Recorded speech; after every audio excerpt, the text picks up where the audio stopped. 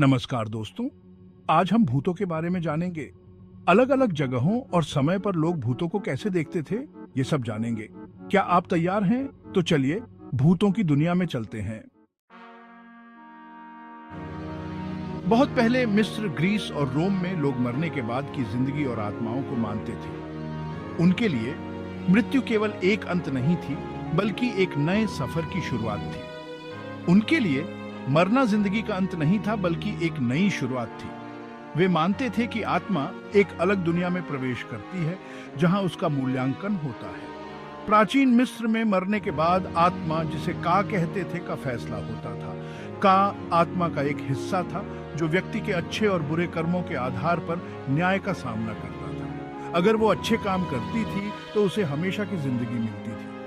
मिस्रवासियों का मानना था कि आत्मा को अनंत जीवन का आनंद लेने के लिए कई चुनौतियों का सामना करना पड़ता है। ग्रीस और रोम में भी भूतों की कहानियां फेमस थी।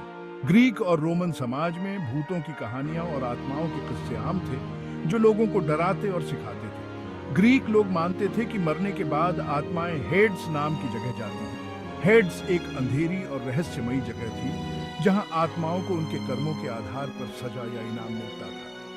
रोमन भी मानते थे कि आत्माएं मृत्यु के बाद एक यात्रा पर निकलती हैं, जहां वे अपने जीवन के कार्यों का परिणाम भुगतती हैं।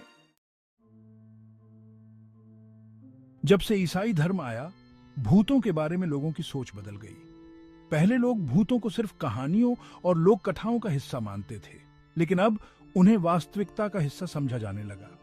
चर्च ने कहा कि मरने के बाद भी जिंदगी होती है और आत्माएं स्वर्ग या नर्क में जाती हैं। लेकिन कुछ आत्माएं इस दुनिया में ही रह जाती हैं। इन आत्माओं को भूत कहा जाने लगा। लोगों को भूतों से डर भी लगने लगा, क्योंकि उन्हें लगता था कि ये आत्माएं उन्हें नुकसान पहुंचा सकती हैं। इस समय में लोग मानते थे कि भूत वो आत्माएं होती हैं जिनका कोई काम अधूरा रह गया हो या जो बदला लेना चाहती हैं। ये आत्माएं अक्सर अपने अधूरे काम को पूरा करने के लिए वापस आती थीं। भूतों का डर इतना था कि लोग अपने घरों को बुरी आत्माओं से बचाने के लिए तरह तरह के तरीके अपनाते थे। वे ताबीज पहनते थे, घर में पवित्र जल छिड़कते थे और विशेष मंत्रों का जाप करते थे। कुछ लोग तो भूतों से बचने के लिए अपने घरों में विशेष अनुष्ठान भी करते थे।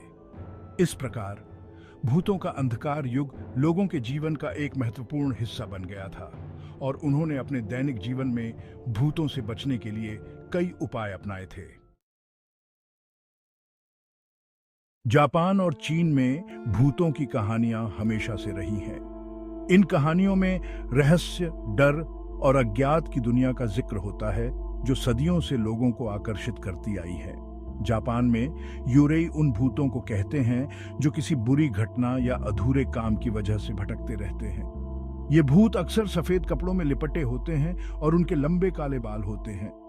जापानी लोक कथाओं में यूरेई का जिक्र कई कहानियों और फिल्मों में किया गया है, जो लोगों को डराने के साथ साथ सोचने पर भी मजबूर करती हैं। चीन में भूतों को गुई कहते हैं और माना जाता है कि वो जिंदा लोगों से बात कर सकते हैं। चीनी संस्कृति में गुई का जिक्र कई धार्मिक और पारंपरिक अनुष्ठानों में होता है।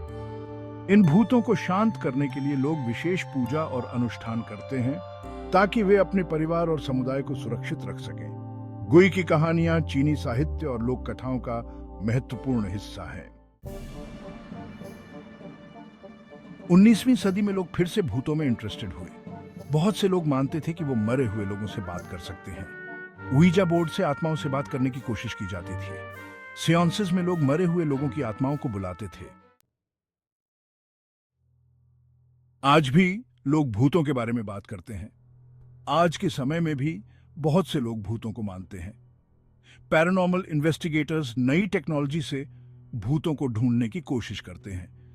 वे ईएमएफ मीटर, इंफ्रारेड कैमरे और रिकॉर्डिंग डिवाइस से भूतों के सबूत ढूंढते हैं। तो दोस्तों, ये थी भूतों की कहानी। बहुत पहले से लेकर आज तक भूतों ने हमें सोचने पर मजबूर किया है। अगर आपको ये वीडियो पसंद आया हो तो लाइक और सब्सक्राइब करना ना भूलें। अगली बार फिर मिलेंगे।